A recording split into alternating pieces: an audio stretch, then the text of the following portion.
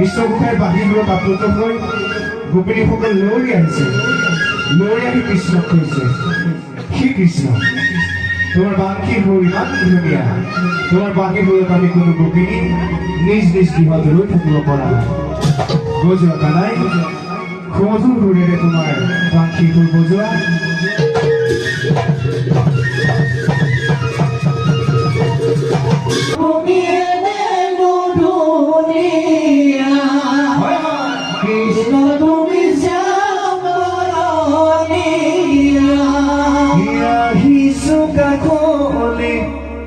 নয়ন ভৰি চাবলে